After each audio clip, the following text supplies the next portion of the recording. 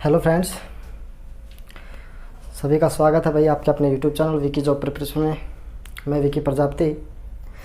देखिएगा, आज हम पढ़ने वाले हैं हरियाणा की झीलें, जहाँ से एग्जामिनर एक क्वेश्चन हर एक एग्ज़ाम में पूछता है। ये आप सब जानते हैं, जो भी स्टूडेंट्स एग्ज़ाम हरियाणा के देता है, वनडे एग्ज़ाम जो देता है। तो 2 क्लासें हम यहाँ पे बनाएंगे हरियाणा की झीलों पे, ठीक है। आज की पहली क्लास होगी, इसके बाद हरियाणा की दूसरी क्लास, यानी कि हरियाणा की जो झीलें हैं उस पर दूसरी क्लास हम कल या परसों डाल देंगे। तो ये आज करेंगे भाई हम हरियाणा की झील। यहाँ पे मैं लिख देता हूँ टॉपिक नेम, हरियाणा की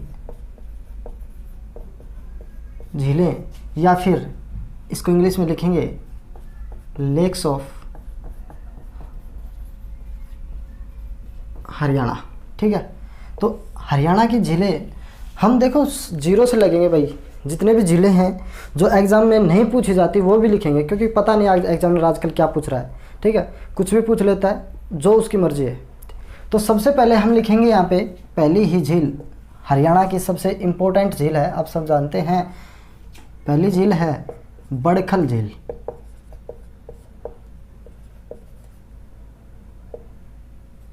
ठीक है भाई, ये बड़खल झील कहाँ पे है, कब बनी, क्या इसका उद्देश्य था, ये सब इस झील के बारे में जानना ज़रूरी है। देखो, मैं आगे और भी झील आपको लिखवाऊंगा, मैं उन्हीं के बारे में डिटेल में करवाऊंगा जो एग्ज़ाम में आपसे पूछी जाती हैं, जो क्वेश्चन आपसे एग्ज़ाम में पूछे जाते हैं, पूछे गए, ठीक है। तो बड़खल झील है। अब बड़खल झील यह हरियाणा की, मैं आपको बता दूँ भाई, एकमात्र ऐसी झील है जो 2 पहाड़ियों को काट कर बनाई गई, ठीक है। तो कौन सी झील है वो? 2 पहाड़ियों के बीच में भाई, ये है अरावली पहाड़ियों के बीच में। ये एग्ज़ाम में आपसे पूछा जा चुका है, मैंने इसलिए लिखवा है भाई, 2 अरावली पहाड़ियों के बीच में, यानी कि 2 पहाड़ियों को काट कर बनाई जाने वाली कौन सी झील है?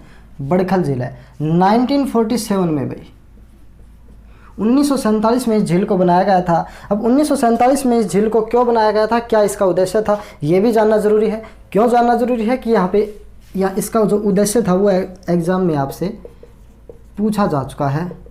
तो यहाँ पे मैं लिख देता हूँ इम्पोर्टेंट, ठीक है। इसका उद्देश्य ये था कि जो आप जानते हैं फरीदाबाद में, ठीक है, ये है बड़खल झील। में आपको लिख देता हूँ, इसका पहले प्लेस लिख देता हूँ, ये है फरीदाबाद में भाई। कहाँ पे है? फरीदाबाद में। अब इसका कारण क्या था, ठीक है। आप जानते हैं हरियाणा में, जो हरियाणा का जो ज़िला है फरीदाबाद, उधर बारिश कम होती है। तो बारिश कम होती है तो उस टाइम पे बारिश के पानी को स्टोर करने के लिए क्या बनाया गया था? बड़खल झील का निर्माण किया गया था, ताकि जो पानी स्टोर किया जाए बारिश का, उससे क्या किया जाए? सिंचाई की जाए। तो इसका उद्देश्य था, सिंचाई के उद्देश्य थे। लिख सकते हैं आप एग्ज़ाम के लिए, सिंचाई के लिए इसका क्या था भाई? उद्देश्य था। परंतु यहाँ पे देखो, अब फिलहाल मैं आपको बता दूँ इसकी स्थिति क्या है। दिख गई होगी मैंने क्या लिख दिया? खंडहर। क्यों? क्योंकि आज ये बिल्कुल खंडहर बन चुकी है।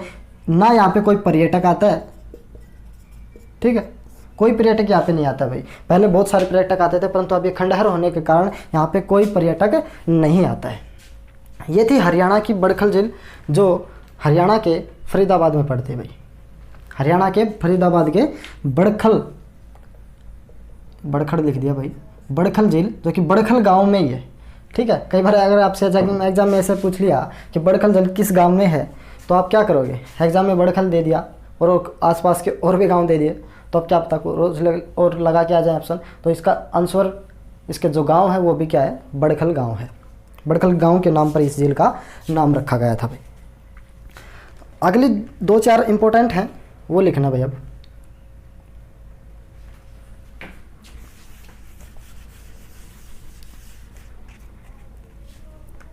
ठीक है, यहाँ पे मयूर झील,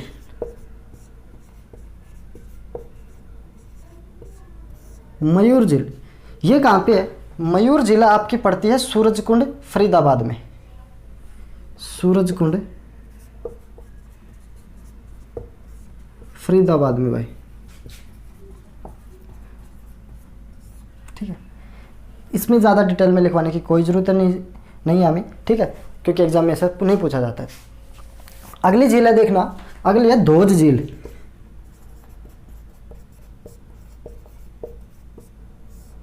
ये आपकी फरीदाबाद के धौज गांव है भाई। फरीदाबाद का कौन सा गांव है? धौज गांव है, उसमें यह झील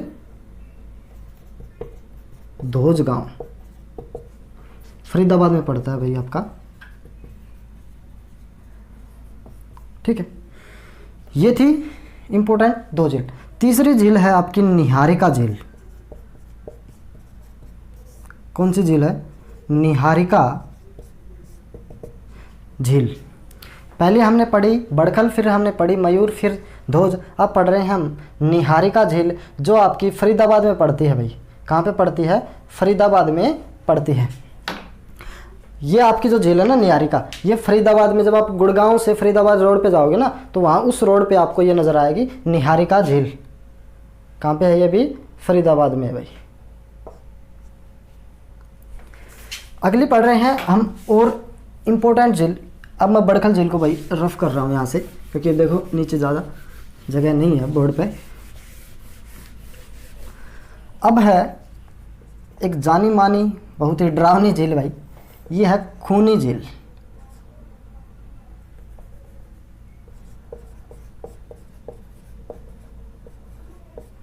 कौन सी है? खूनी झील। अब देखो नाम ही बहुत डरावना है।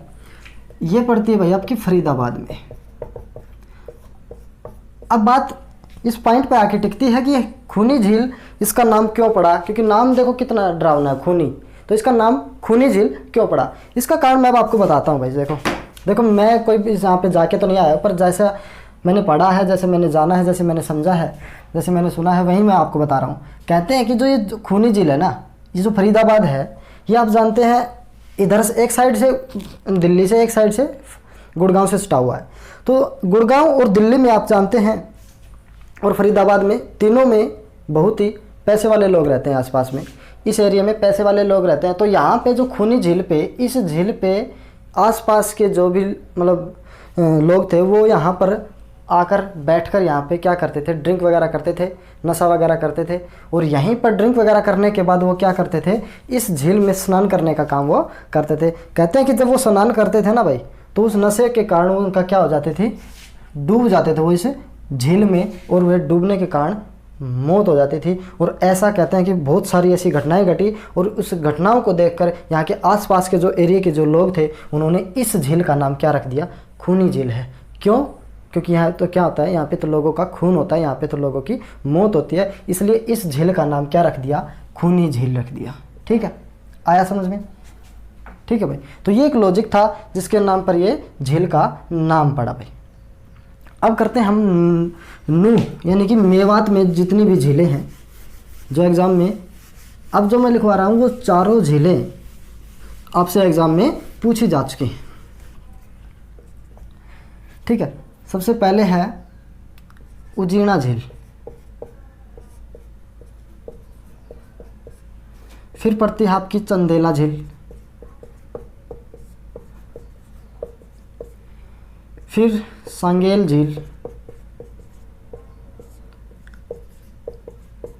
और फिर है आपकी कोटला झील। ठीक है, और मैं आपको बता दूं ये चारों झीलें नू, जो कि पुराना नाम क्या था भाई आपका, इसका मेवात में पड़ती है। ठीक है, अब इसको देखो, चारों झीलें हैं, ज़्यादा कुछ इनके बारे में जानने की आपकी ज़रूरत नहीं है। इसमें इतना ही पूछा जाता है आपसे एग्जाम में कि उजीना झील हरियाणा के किस ज़िले में स्थित है, तो आपको नू या मेवात, इनमें से आपको एक ऑप्शन वहाँ पे दिया हुआ मिलेगा। तो अब इसकी ट्रिक मैं आपको बताते हैं। देखो मैंने जो ट्रिक, वैसे मैंने ट्रिक बनाई नहीं है, वैसे नॉर्मली है। देखो यहाँ से ले लो ऊ, यहाँ से ले लो च, और यहाँ से सांग, और यहाँ से कोट। कहते हैं कि ऊंचा, यहाँ से सांग, और यहाँ से कोट। आपको कुछ नज़र आ रहा होगा इन तीनों में सिमिलरिटी क्या है, कैसे इनको हम पढ़ेंगे। देखो कह रहा है कि कोट पहनकर सांग करने जा, और क्या करना है? ऊंचा बोलना है आपको, या ऊंचा आवाज़ में आपको सांग करना है। तो ऐसे आप इसको याद कर सकते हैं, ऊंचा सांग कोट। ठीक है, तो ये थी आपकी उजीना, चंदेला, सांगेल और कोटला झील, जो हरियाणा के नू यानी कि मेवात में पड़ती हैं। अब हम चलते हैं आगे, जो है आपकी दमदमा झील। कौन सी भाई? दमदमा झील। ठीक है, दमदमा झील हरियाणा के सोहना में पड़ती है भाई, ठीक है ना, ये पड़ती है सोहना में, और जो कि कहाँ पे है, गुड़गांव में भाई, यानी कि गुरुग्राम,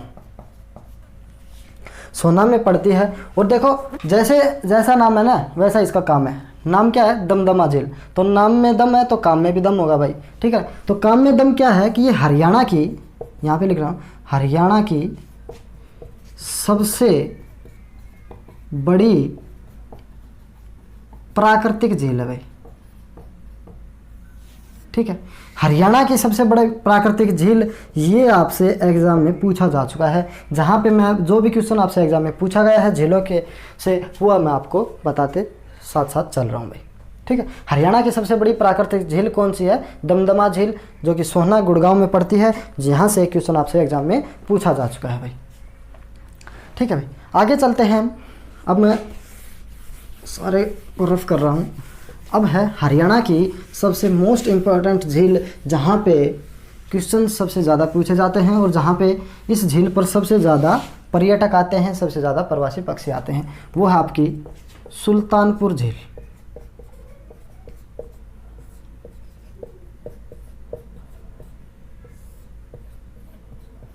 ठीक है। कौन सी है, सुल्तानपुर झील। इसके बारे में क्या कैसे भाई पढ़े, देखना, कहते हैं कि ये हरियाणा के फर्रुखनगर में है भाई, फर्रुखनगर, जो कि कहाँ पड़ता है आपका, गुरुग्राम में पड़ता है, गुरुग्राम में पड़ता है। सुल्तानपुर हरियाणा के फर्रुखनगर गुरुग्राम में पड़ती है। कहते हैं कि इस झील पर सबसे ज़्यादा प्रवासी पक्षी आ जाते हैं और सबसे ज़्यादा पर्यटक। तो लिख दें यहीं पे, मैं आपको साथ साथ इसके पॉइंट लिखते चलूँगा भाई, ठीक है। सबसे ज़्यादा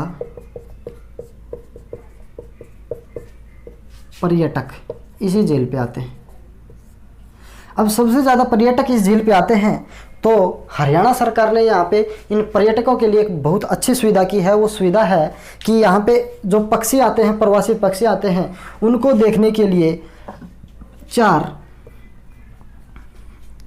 वाचिंग टावर बनाए गए हैं। वाचिंग मतलब देखना,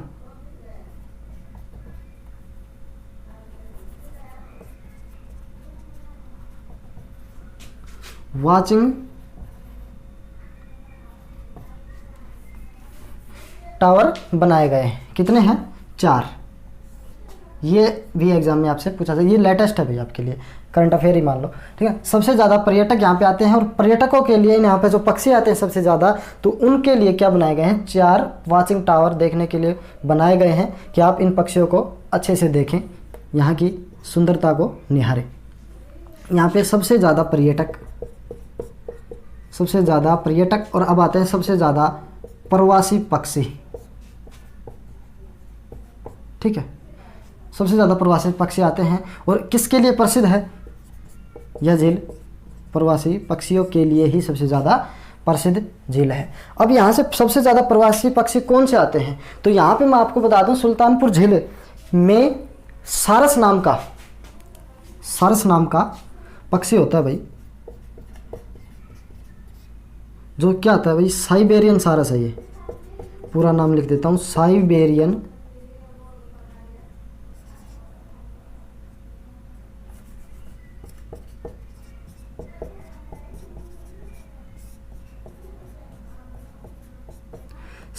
सारस है, ठीक है। ये इन पक्षियों के साथ क्या एक गिज नाम का पक्षी भी आता है भाई, गिज। परंतु ये जो गिज पक्षी है, ये आपका अपने रास्ते में ही रुक जाता है, और इनका रास्ता है चंडीगढ़ सुखना लेक, ठीक है। सुखना लेक पर ये पक्षी, गिज नाम का पक्षी, वहीं पर रह जाता है। परंतु साइबेरियन जो सारस है, इनके पूर्वज यहाँ से बहुत सालों से यहाँ पे सुल्तानपुर झील में आते हैं, इसीलिए यहाँ पर ये आके सीधा सबसे पहले ये भिंडावास झील में रुकता है। भिंडावास झील कहाँ पे है ये भी पढ़ेंगे हम आगे, जो झज्जर में पड़ती है। सबसे पहले सारस नाम का पक्षी भिंडावास झील में रुकता है, परंतु कुछ दिनों के रुकने के बाद यह अपने वहीं प्रसिद्ध स्थल सुल्तानपुर झील में आके रुक जाता है, ठीक है। प्रसिद्ध यहाँ से कुछ दिनों के बाद, जैसे ये सुल्तानपुर झील में रुकता है, बहुत ज़्यादा दिनों के बाद यहाँ पे रुकने के बाद यह राजस्थान की एक झील है झील तो है भाई, वो कौन सी है पता नहीं मुझे, वहाँ पे जाके रुकता है, नाम याद नहीं आ रहा भाई वहाँ पे, ठीक है। साइबेरियन सारस वहाँ पे रुकता है और वहाँ से कहते हैं कि भाई जो इनका परिवार वहाँ पे साइबेरिया में रहता है, उनका वापस इनके पास कॉल आ जाती है और कहता है कि यहाँ पे आप ठंड साइबेरिया में अब बहुत कम है, इसलिए आप वापस आप आ जाओ। तो यहाँ पे जैसे, और यहाँ पे देखो मैंने आपको बता दिया कि वहाँ पे ठंड होने के कारण यहाँ पे आते हैं। साइबेरिया में बहुत ज़्यादा ठंड होती है तो यहाँ से निकल पड़ते हैं और वो जैसे ज़्यादा दिन ये हरियाणा के सुल्तानपुर झील जो कि फर्रुखनगर गुड़गांव में पड़ती है, यहाँ पे आके रुकते हैं। आया समझ? अब ये देख रहे हैं इसका कारण क्या है, ये और कहीं क्यों नहीं रुकता। ये भिंडावास झील है, दमदमा झील है, बड़खल झील है, बहुत सारी झीलें हैं हरियाणा की जहाँ पे बहुत प्रसिद्ध झीलें हैं जहाँ पे ये रुकता नहीं है। तो फिर ये सुल्तानपुर ज़िले से क्या वजह है जो यहाँ पे रुकता है? इसका कारण मैं आपको बताता हूँ। इसका कारण ये है, जो सुल्तानपुर जो झील है, यहाँ की जो मिट्टी है ना भाई, वो बड़ी नमक वाली मिट्टी है, नमक वाली मिट्टी है। इस मिट्टी में बहुत ज़्यादा नमक है और यहाँ से ये बहुत ज़्यादा खाना खाते हैं, मछली वगैरह खाते हैं, तो अपने खाना को पचाने के लिए यहाँ पे मिट्टी में से नमक निकालते हैं और नमक को खाते हैं, ठीक है। नमक की अधिकता के कारण यहाँ पे सबसे ज़्यादा पक्षी आते हैं। आया समझ? यहाँ पे सबसे मैंने आपको कारण भी समझा दिया क्यों यहाँ पे रुकते हैं। इतनी गहराई से आपको कोई नहीं बताएगा भाई, ठीक है। मैं आपको फ्री में पढ़ा रहा हूँ यहाँ पे।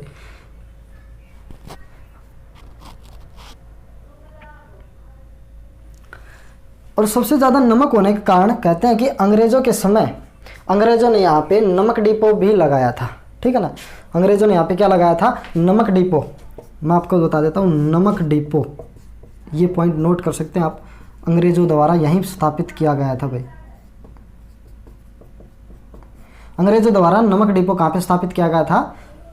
सुल्तानपुर झील के एरिया में, ठीक है। आया समझ यहाँ पे? अब आगे चलते हैं और इम्पोर्टेंट झील हम यहाँ पे करते हैं। देखो मैंने कितने अच्छे तरीके से यहाँ पे समझाया है कि सुल्तानपुर झील जो हरियाणा के फर्रुखनगर गुड़गांव में पड़ती है और यहाँ पे सबसे ज़्यादा पक्षी सारस नाम का पक्षी आता है और यह आता है साइबेरिया से। अब एक पॉइंट यहाँ पे मैं भूल गया कि साइबेरिया क्यों कहते हैं इसको। साइबेरियन है क्या चीज़?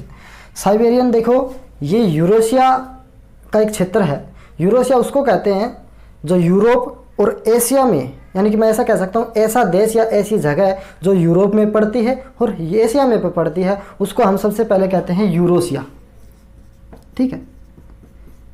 जो क्षेत्र यूरोप में पड़ता है और एशिया में पड़ता है उसको कहते हैं यूरोशिया, ठीक है। अब जो क्षेत्र यूरोप का और मैं अगर गहनता से बता दूं तो वो क्षेत्र है रूस का। जो क्षेत्र यूरोप का एशिया में पड़ता है उसको कहते हैं साइबेरियन, ठीक है। तो वहाँ से ये आते हैं, वहाँ पे ठंड अधिक होने के कारण यहाँ से वे निकल पड़ता है सारस नाम का पक्षी और हरियाणा के सुल्तानपुर झील में आके यह रुकता है। अगला है खलीलपुर झील भाई। मैं इसको रफ कर रहा हूँ पूरी को भाई, ठीक है। अगला है खलीलपुर झील। ये भी इम्पोर्टेंट है भाई, एग्जाम में पूछी जा चुकी है, बहुत बार पूछी जा चुकी है आपसे एग्जाम में। खलीलपुर झील, खलीलपुर एक स्टेशन का भी नाम है भाई। आप रेवाड़ी से जब गुड़गांव की तरफ दिल्ली वाले रेलवे ट्रैक पे जाओगे, ठीक है, तो खलीलपुर झील ये आपकी गुड़गांव में पड़ती है, गुरुग्राम। ज़्यादा इसके बारे में कुछ जानने की नहीं है, बारे में जानना ज़रूरी नहीं है, गुड़गांव ज़िले में पड़ती है। अगली है बसाई झील। बसाई स्टेशन भी आपका पड़ता है भाई इसी वे पे जो मैंने अभी बताया, बसाई झील। यहाँ से इम्पोर्टेंट क्या है बसाई झील से वो मैं आपको बता देता हूँ। ये भी गुड़गांव में पड़ती है, ठीक है, गुरुग्राम में पड़ती है। अब यहाँ से ये है हरियाणा की ऐसी झील है जो वेटलैंड है। वेटलैंड का मतलब होता है आर्द्र भूमि, ठीक है। आर्द्र भूमि का मतलब मैं आपको समझा देता हूँ। वैसे ऐसा एरिया, ऐसा क्षेत्र यानी ऐसी मिट्टी जहाँ पर मिट्टी पानी सोखना बंद कर दे, यानी कि पानी सोखना लगभग न के बराबर वहाँ पे है, तो उस क्षेत्र को क्या कहते हैं? आर्द्र भूमि कहते हैं। यानी कि वहाँ पर पानी, वहाँ की मिट्टी पानी नहीं सोखती है, पानी ऊपर ही मिट्टी की सतह पर ही रह जाता है। तो ये एकमात्र झील है, सॉरी ऐसी झील एकमात्र नहीं भैया, एक और झील है ऐसी। तो ये ऐसी झील है आर्द्रभूमि वाली झील, और ये इंपॉर्टेंट लिख दिया, इंपॉर्टेंट यानी कि ये एग्जाम में पूछी जा चुकी है मैंने। ठीक है, एग्जामिनर आपसे ऐसे पूछेगा कि हरियाणा निम्नलिखित में से कौन सी एक आर्द्रभूमि झील है। ठीक है, तो ऑप्शन में आपको बसई झील भी वहाँ पे आपको दिखेगा, तो ये आपका आंसर हो जाएगा। ठीक है भाई,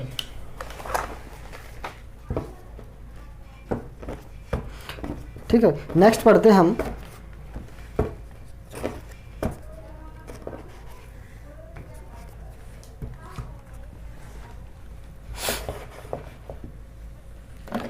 भीमकुंड झील।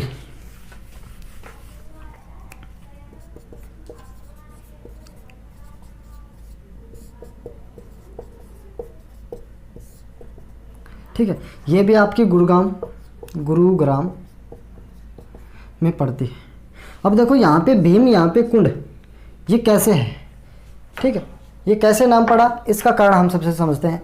कहते हैं कि जिस क्षेत्र पर कौरवों और पांडवों को गुरु द्रोणाचार्य के द्वारा शिक्षा दी गई थी, उस क्षेत्र को गुरुग्राम कहते हैं, गुड़गांव कहते हैं, ये आप सब जानते हैं, मैं भी जानता हूँ। ठीक है, परंतु कहते हैं कि जब गुरु द्रोणाचार्य कौरवों और पांडवों को शिक्षा देते थे तो उन्हें कुछ समय खेलने का देते हैं कि भैया अब आपका पढ़ने का टाइम, यानी कि मैं आपको शिक्षा दे दी है, अब आप घूम फिर सकते हैं, आप खेल सकते हैं थोड़ी देर।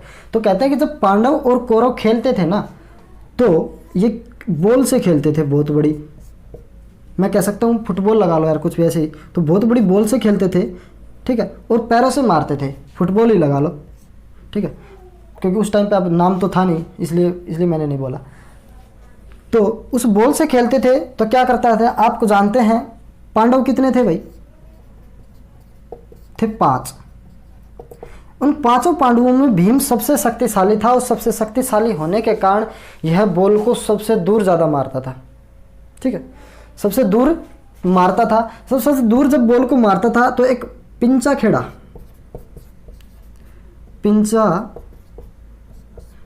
गांव था भाई, सॉरी पिंचा खेड़ा तालाब लगा लो।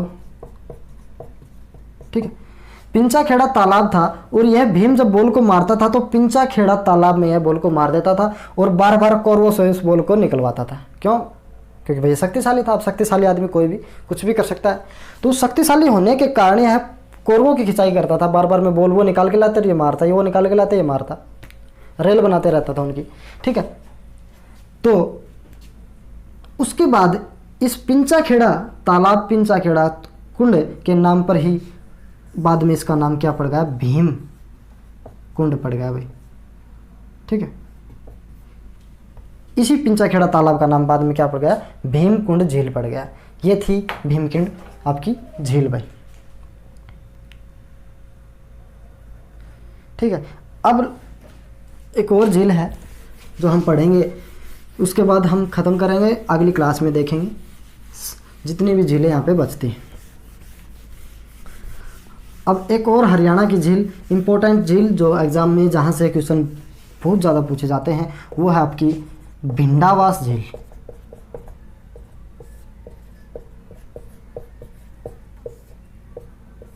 ठीक है, कहाँ पे पड़ती है ये, झज्जर में। ठीक है, भिंडावास झील कहाँ पे पड़ती है, झज्जर में। अब ये है, इसकी सबसे ज़्यादा विशेषता है, ये हरियाणा की सबसे बड़ी आर्द्रभूमि झील है। आर्द्रभूमि अभी बताया था क्या होता है भाई, वेटलैंड।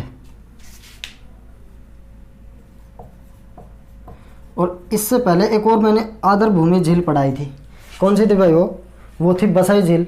ठीक है, हरियाणा की सबसे बड़ी आर्द्रभूमि वेटलैंड झील कौन सी है, भिंडावास झील है। ठीक है, ये यहाँ से ज़्यादा इम्पोर्टेंट था भाई। दूसरा है, यहाँ पे छोटे छोटे द्वीप बहुत है भाई, छोटे छोटे द्वीप बहुत हैं। इसमें छोटे छोटे द्वीप हैं। द्वीप किसको कहते हैं, द्वीप उस क्षेत्र को कहते हैं जो मतलब जो चारों ओर पानी से घिरा हुआ हो। ठीक ठीक है। ऐसा मिट्टी का क्षेत्र, ऐसा भूमि जो चारों तरफ पानी से घिरी हुई है, उसको क्या कहते हैं? द्वीप कहते हैं। ठीक, इसके अंदर बहुत सारे या मैं इसे कहता हूँ उभरा हुआ सतह। इस झील के अंदर बहुत सारे उभरे हुए सतह हैं जो चारों ओर पानी से घिरे हुए हैं, उन्हीं को द्वीप कहते हैं। और हरियाणा की एकमात्र ऐसी झील है जिसमें छोटे छोटे द्वीप पाए जाते हैं, और वही झील आपकी है भिंडावास झील। ये आपसे एग्जाम में पूछा जा चुका है। दूसरा, इसका नाम है सुंदर झील। ठीक है, इसका दूसरा नाम क्या है? सुंदर झील। और यह हरियाणा की एकमात्र ऐसी झील है, वन नाइट स्टे झील है। समझे मतलब? वन नाइट स्टे, यानी कि अगर यहाँ पे घूमने जाते हो इस झील पर, तो आप वहाँ पर एक रात रुक सकते हो। एक रात वहाँ पर रुकने का आपका इंतज़ाम हो सकता है। ठीक है, वन नाइट स्टे यह झील है। और इस झील पर इला फाउंडेशन द्वारा अभी काम चल रहा है। ठीक है, मैं आपको बताता हूँ, जो भिंडावास झील है इस पर एक इला नाम की संस्था है, इला फाउंडेशन। इला फाउंडेशन द्वारा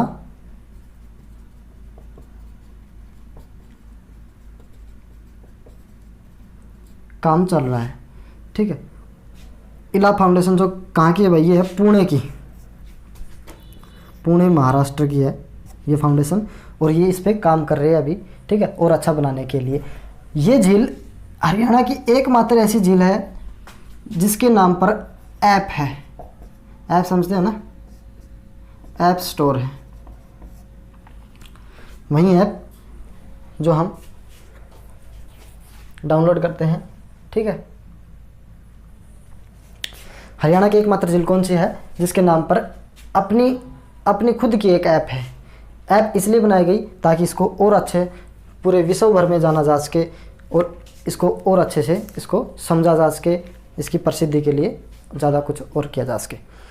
तो ये थी भाई आज की क्लास, जिसमें हमने पढ़ा हरियाणा की झीलें पार्ट 1। पार्ट 2 भी इसकी भाई बचा हुआ है, जिसमें कल या परसों हम अपलोड कर देंगे। ठीक है, उसके बाद हमारी हरियाणा की जितनी भी झीलें हैं, छोटी मोटी जितनी भी बची हैं, वो सब कवर हो जाएंगे एग्ज़ाम के हिसाब से। कोई भी झीलें हमें जितनी भी हरियाणा में पड़ती हैं नहीं छोड़नी है इस बार एग्ज़ाम के हिसाब से। ठीक है, क्योंकि आपको पता है एग्जामिनर कुछ भी पूछ सकता है भाई।